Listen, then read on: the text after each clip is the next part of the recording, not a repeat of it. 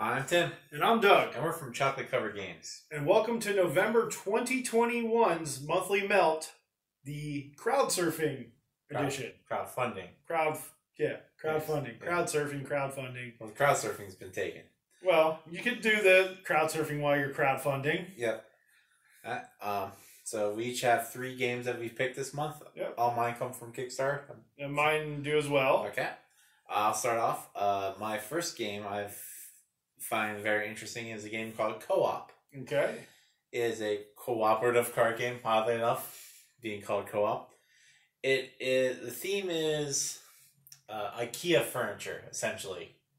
It's a 2-player game where you have limited knowledge about what you have in your hand, because each card is 2-sided. Okay. The side that you see and the side that you're playing, and the person you're playing with sees the other side. Yeah. And your goal is to assemble certain things that you have your own agendas for, and your partner can see the back of your cards and they'll ask you for stuff. Okay. But what they might ask you for is cards you want to keep, so you'll tell them no. So it's a cooperative game where you're in it for yourself, essentially. All right. What drew me to this was, oddly enough, the Kickstarter video for it. All right. Because essentially they're like, this game will make you mad at the person and make you fight and like destroy relationships, which is a great selling point on a cooperative game. Yeah. That's why you have diplomacy. Well, diplomacy is not a cooperative game. Yes, it is. No one's ever said, let's play the cooperative game with diplomacy. Let's have a 5-hour argument. Let's play diplomacy. But this one's much shorter than 5 hours. It says it plays in about 30 minutes. Okay. It really leans on the theme well because it gives you like names that are sort of normal, but adds all the umblas and obles and all the fun little all the fun little Swedish fake letters that are real to them, but not to me because I'm not Swedish.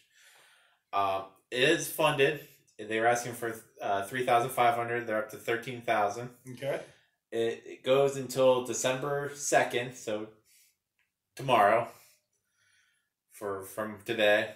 As far as I can tell, it's just cards. There's no dice, no add-ons. It's just a small little box that looks like an IKEA furniture box that comes in, and just an interesting game.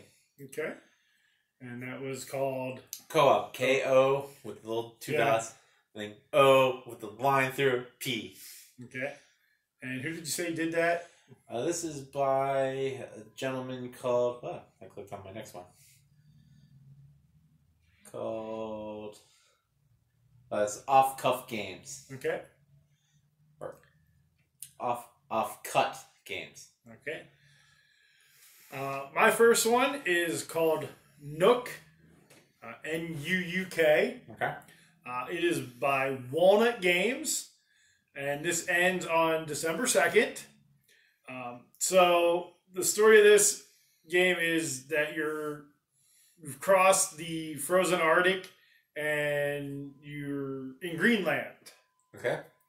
But the journey has been hard and you only have a few supplies and only a few weeks until you sail to home. Okay. So that's the story behind the game. It's 18 cards. Okay. So basically a Walt-sized game. And it's a print and play game. So you're not actually buying the physical copy in this. It's $3 to back, which puts it right in my price alley here. Mm-hmm. And I do like those little 18 card wallet-sized games. So the gentleman that designed this also designed Take the Kingdom, which again I believe was a print and play from this company, and Ukio, I think is how you pronounce it. It's Ukiyo. So there's 18 poker-sized village cards. Each of them features a town in Greenland, 2 shipyard cards, and score sheets, resource tokens. Again, it's going to be print and play only. There'll be more added as the campaign progresses, but again, it ends December 2nd. You can play this solo or 2-player, and takes about 15 minutes. And that puts it pretty much right in my wheelhouse. That 15-minute game. Again, print and play, I'm fine with that. I have some other things or other print and play games I printed out. I haven't played them yet. Mm-hmm. I have that whole bag full of print and play games we need to try. But for $3, I think it might be worth a shot. Worth a try. You don't have to worry about shipping, and that's one of the reasons this company does print and play. They don't have to worry about the shipping issues. Okay. So that is Nook by Walnut Games. Okay. My second game for this month is 3 games, essentially. Okay. Being like you where I'm cheating. It's called... I would never do that. It's called The Realm of Shadows, a trio of solo games. And it has funded. Okay. They're almost at 50,000. They were asking for 12. It ends December 4th. This is by a guy named Gabe Barrett. Okay. Who's done a bunch of other solo-based games out there. His big one was Hunted. Just the whole Hunted series. Oh, it's a great series where he doesn't get IPs for a game, but he makes them so themed like the game. You know what he's talking about. Like, okay. He has a Die Hard one. All right. An Aliens one. Stranger Thing. But he doesn't use any of like the terms from the show, but you could tell exactly. Okay. But this one seems to all be, new individual properties. The 3 games in this Kickstarter are called The Hand of Destiny, The Forgotten Road, and The Last Stronghold. And each 3 of these solo player games are different mechanics. The first one, The Hand of Destiny, is a dungeon crawl. Okay. That claims that you don't need a table to play on, which I guess you wouldn't have to, but after watching it, it would help to be able to sit down your cards. Yeah. So you're going through a dungeon, you're laying down the cards, and you're upgrading your equipment as you go along, fighting things, and you see how far you can get in the dungeon. The second game in this trio is called The Forgotten Road. This one is a hand management game where you have to battle through monsters and whatnot while trying not to lose so many cards because like cards are your life and whatnot. And it's essentially like a dungeon crawl, but instead of going so far, you can regain some stuff and move around. That one looks the most interesting out of the 3 for me. Okay. And the last one is The Last Stronghold, which this is the only one of the 3 that comes with more than just cards. This one comes with like little tokens and dice. And this is a really scaled down version of what's the Castle Panic, I would say. Okay. Where you're trying to hold off things invading into your area. And you have different sides of the board that you're trying to keep back at once. Your board's made up of cards. Very, very small, very quick to move around these games. I'm starting to find out smaller games are nice to have because they don't take up so much room. But also a good solo game to have. Leaning towards that more and more. And that's the realm. Oh, I didn't mention price like you. You can back this set of 3 games for. They have a print and play version of it for $10. Then you can get each one individually if you want. You could get Hand of Destiny for $12. You could get The Forgotten Road for $24. The Last Stronghold for $24, or you can get all 3 for $50. Okay. So that's not too bad. 3 games for $50. Yeah. But like I said, it does end December 4th, so that's coming up real soon. So give it one check out. It's called The Realm of Shadows, a trio of solo games. All right. My second Kickstarter is called Race Formula 90, 2nd edition. Okay. It's by Gotha Games. And it ends on December 2nd. Okay. So in Race Formula 90, every turn represents 1 or more laps around the track, and you're in control of only your car. Okay. So there will be other cars on the track that are sort of like AI that move automatically in track, fighting between themselves and the human players. So sort of Flamme Rouge, where it had the racers on the thing. Yeah, but they were part of your team. Well, you also had people that weren't part of your team. Yeah. So there are other cars on the track there. So you get a set of racing cards, a car, a chart to keep track of all your resources, whether that be tires, damage. By playing racing cards, you move along the track, and you spend resources. Movement can be affected by trajectories on the track, like straights, corners, braking sections, opponents, and other things like yellow flags. And so the strategy and your driving skill are key elements of the game. And you have to exploit the unique capabilities of your driver against the, I would say, the robot competition. Yeah. You have the AI competition. Okay. I don't know. I'm a race fan, so it automatically looks like something I would play just because it's racing. Yeah. Race games are so hit or miss. And that's the thing, they are. But with this, so for $100 is the base game. Okay. So it's quite pricey, I think. You get one copy, includes all the unlocked stretch goals. Then for $140, you get the one copy plus the big box, or you get the base game, which is also in a big box, plus the expansion, including 2 new tracks, rules for solo play. Then there's a $180 one, which you receive the big box copy, the expansion, plus fully painted metal car miniatures, which, for me, I'd probably make them NASCAR instead of Formula One. I don't really have any IndyCar or Formula One ones. So it is pricey. It looks cool. Again, I like racing games, but so at $100, so you get the base big box game, and does that have like the miniatures? It just has little car tokens, or not tokens, but it does have metal cars. And my thing just went away. It does have the metal cars that you get with the higher one. The higher one. So I'll tell you in a second what they are if my tablet cooperates, which it's not. So I'm trying to figure out what's in this box that's making it $100.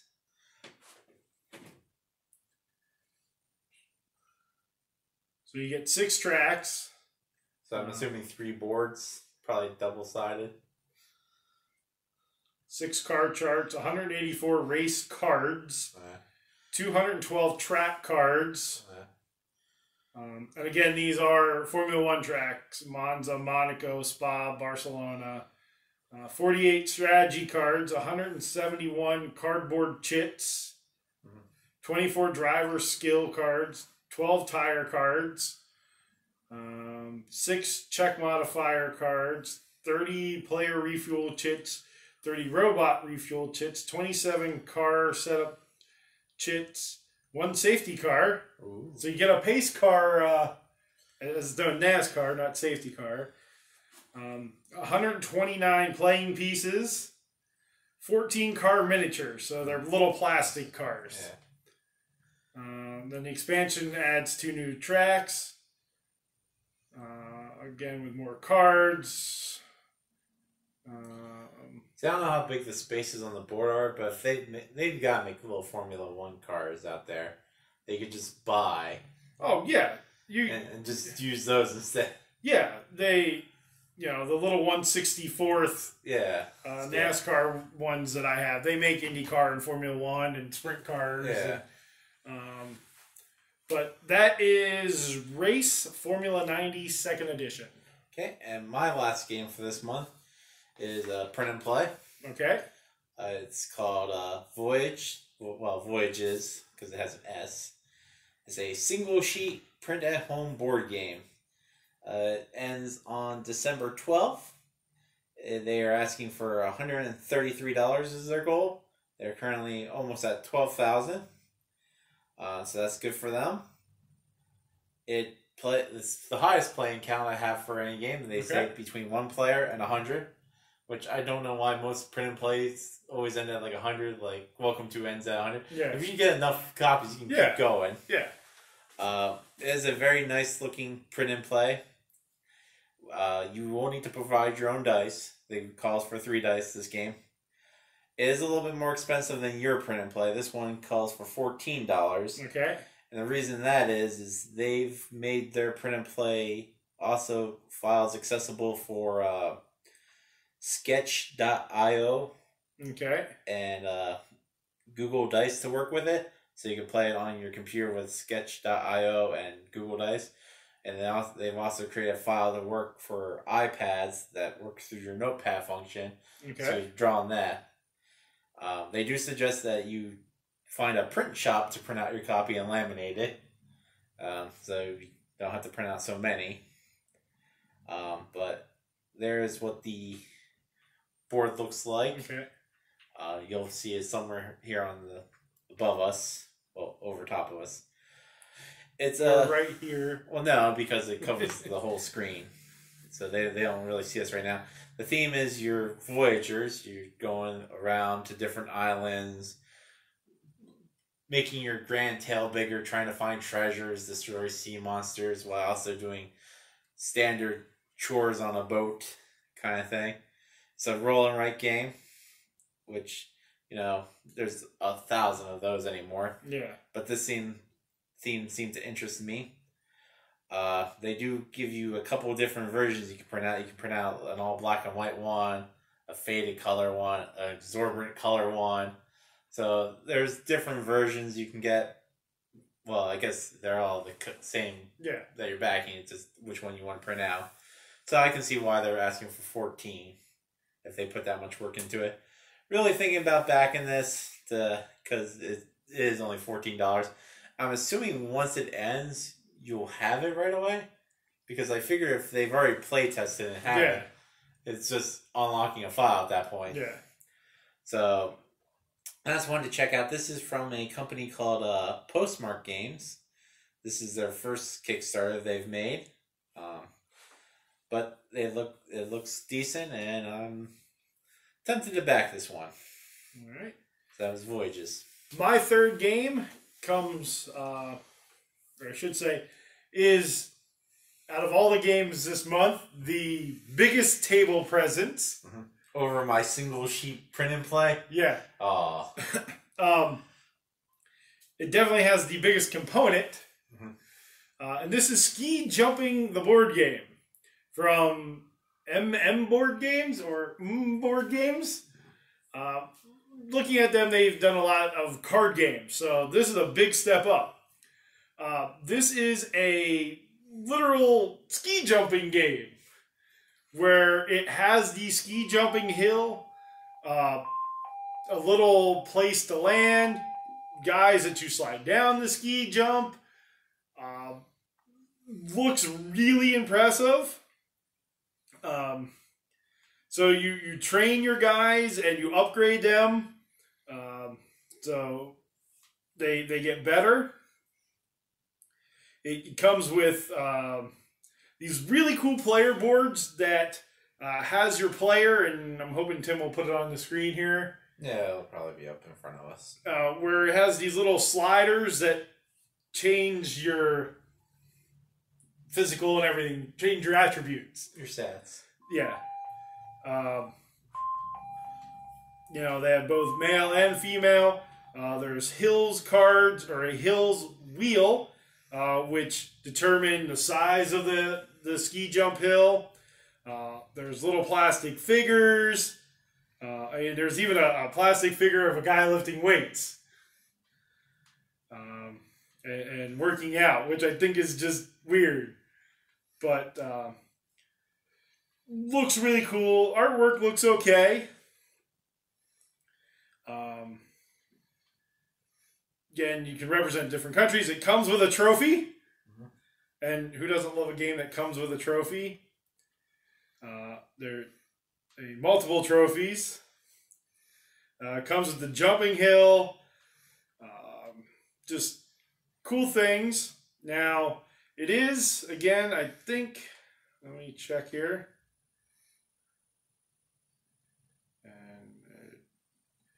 So, it's actually not bad.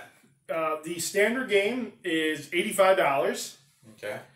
Which gets you the standard game, does get you the rules. That's always important. Game board, player panels, wooden pawns, cards for everything,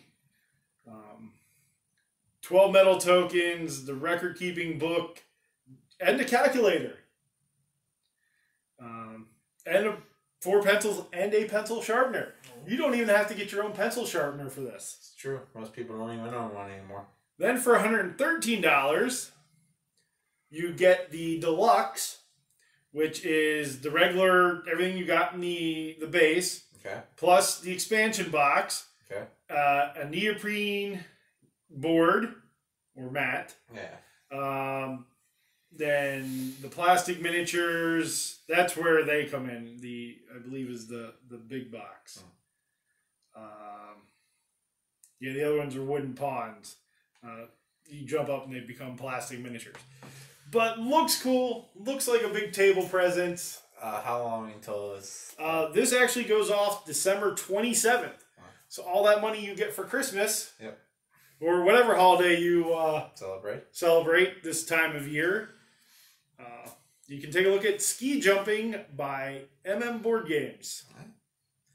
I think that will wrap up this month portion of crowdfunding. Yep. For the month of November. Not crowd surfing. Nope. Month of 2021. So let us know down below if any of these games you've heard of or you've planned on backing.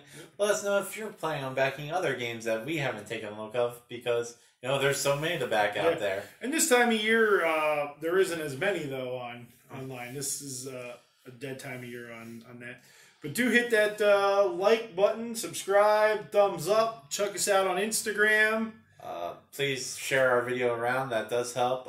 Hit the bell to remind you when our videos are coming out. Yep. And with that, thank you very much. Stay sweet.